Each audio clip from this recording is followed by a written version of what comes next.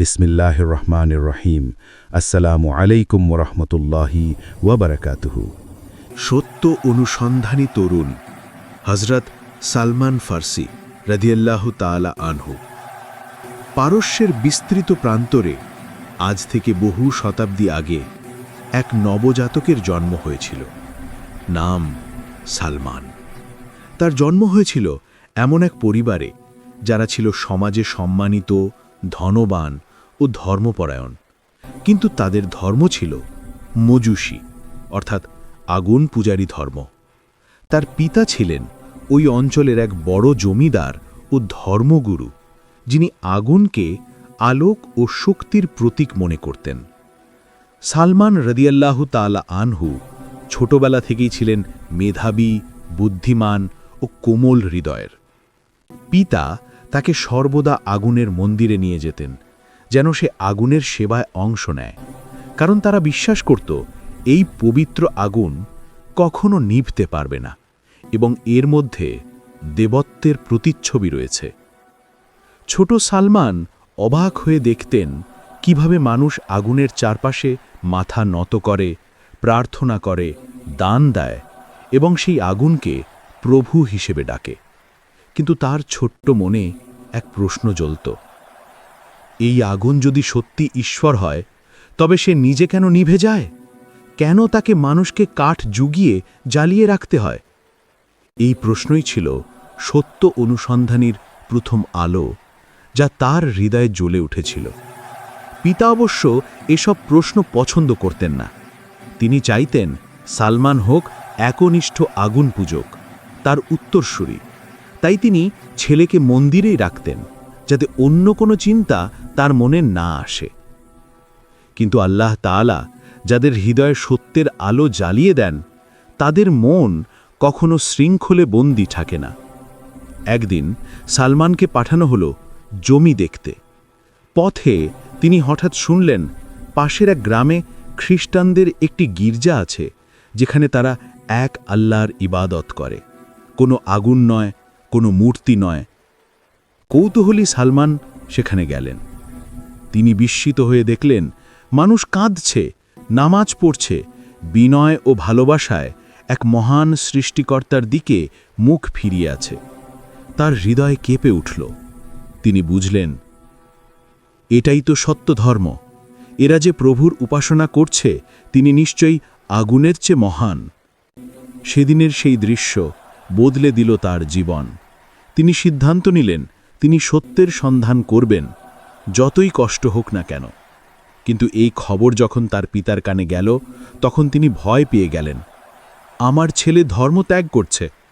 তিনি সালমানকে বন্দী করে রাখলেন ঘরে, শিকল দিয়ে বেঁধে। কিন্তু আল্লাহর হুকুমে সেই শিকল বেশিদিন টিকল না। সালমান রাদিয়াল্লাহু তাআলা আনহু একদিন সুযোগ পেয়ে পালিয়ে গেলেন, এক অজানা পথে, এক অনন্ত যাত্রায়, সত্যের অনুসন্ধানে। দ্বিতীয় পর্ব, গির্জার ঘণ্টাধ্বনি। রৌদ্রোজ্জ্বল এক সকাল সালমান রাদিয়াল্লাহু তাআলা আনহু যাচ্ছিলেন তার পিতার খামারে কাজ দেখতে। চারিদিকে ছিল সোনালি গমের ক্ষেত। দূর পাহাড়ের কোল থেকে ভেসে আসছিল এক অদ্ভুত সুর, ঘণ্টাধ্বনি। একটি গির্জা থেকে বাজছিল সেই ঘণ্টা, যা যেন তার হৃদয়ের ভেতর কেঁপে উঠছিল অজানা আহ্বানের মতো। সালমান থেমে গেলেন। তিনি ভাবলেন, এই শব্দটা কেমন সুন্দর। এর ভেতর এক শান্তি আছে যা আগুনের শিখার শব্দে কখনো পায়নি। কৌতূহলে পা চালালেন সেই আওয়াজের দিকে। তিনি পৌঁছালেন এক ছোট গির্জায়, যেখানে সাদা পোশাকে মানুষ প্রার্থনা করছে, এক সৃষ্টিকর্তার সামনে বিনয়ী হয়ে কাঁদছে। তার মনে হল, এরা যাকে উপাসনা করছে সে নিশ্চয়ই সেই মহান সত্তা, যিনি আকাশ আর পৃথিবীর সর্বশক্তিমান।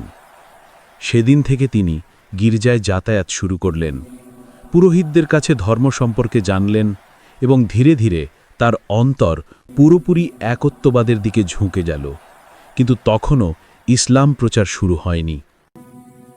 তিনি জানতে পারলেন এই ধর্মের মূল শিক্ষা হল এক আল্লাহর ইবাদত করা, অন্য কারো নয়। তিনি সিদ্ধান্ত নিলেন, আমি এই ধর্ম অনুসরণ করব, যদিও আমার পিতা আমাকে বন্দি করুক। কিন্তু খবরটি যখন তার পিতার কানে গেল, তখন তিনি বাক্যরুদ্ধ হয়ে তাকে শিকল দিয়ে ঘরে আটকে রাখলেন।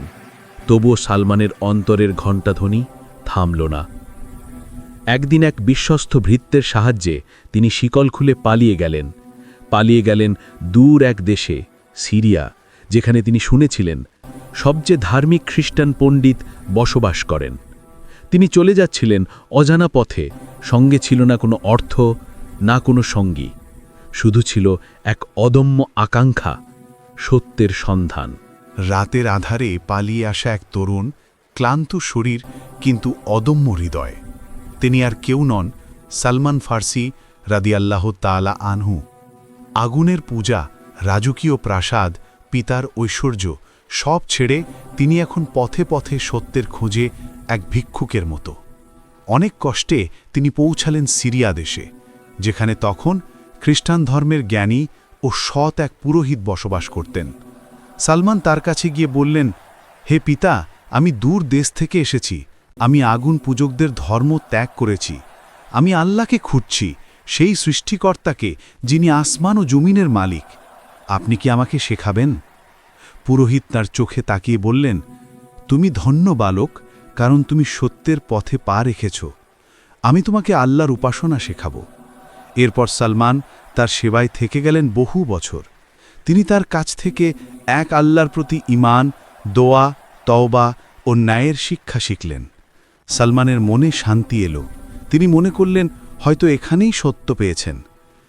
কিন্তু সময়ের প্রবাহে সেই বৃদ্ধ পুরোহিত মৃত্যুশয্যায় চলে এলেন।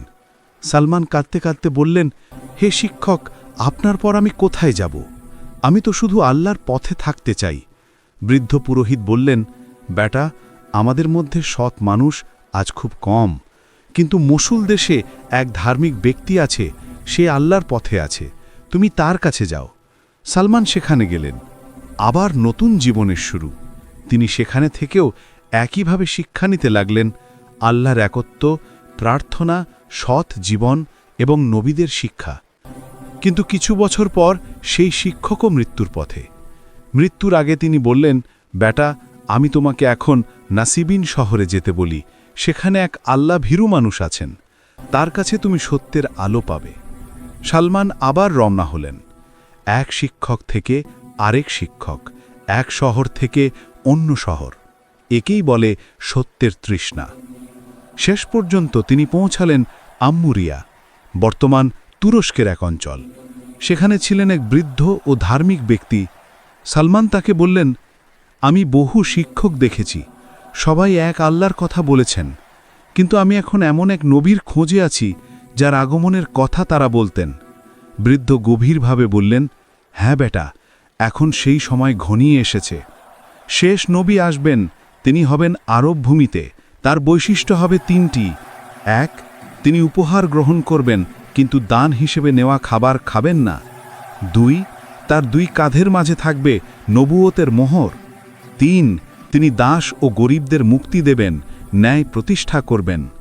সালমানের হৃদয় কেঁপে উঠল। শেষ নবী? তাহলে আমার যাত্রা এখানেই শেষ নয়, আমাকে আরব দেশে যেতে হবে। বৃদ্ধ মৃত্যুর আগে বললেন, যদি পারো সেই নবীর কাছে পৌঁছো আর তাকে সালাম দিও আমার পক্ষ থেকে। সেই দিন থেকেই সালমানের চোখে এক নতুন দিগন্ত খুলে গেল। তিনি দোয়া করলেন, হে আল্লাহ, আমাকে সেই নবীর কাছে পৌঁছে দিন, যিনি সত্যের চূড়ান্ত আলো। এভাবেই শুরু হল তার জীবনের পরবর্তী অধ্যায়, আরব দেশে পৌঁছানোর সংগ্রাম, যেখানে তিনি সাক্ষাৎ পাবেন নবী করিম সাল্লাল্লাহু আলাইহি ওয়াসাল্লামের। কিন্তু আগুনের পূজা থেকে মুখ ফিরিয়ে গির্জার ঘণ্টার ধ্বনি পেরিয়ে সালমান রাদিয়াল্লাহু তাআলা আনহুর হৃদয়ে এখন কেবল এক আকাঙ্ক্ষা। বাকি অংশ পরবর্তী পর্বে। আসসালামু আলাইকুম ওয়া রাহমাতুল্লাহি ওয়া বারাকাতুহু। দিনের পথে চ্যানেলের সাথে আছেন, তাই আপনাকে ধন্যবাদ ও কৃতজ্ঞতা জানাই।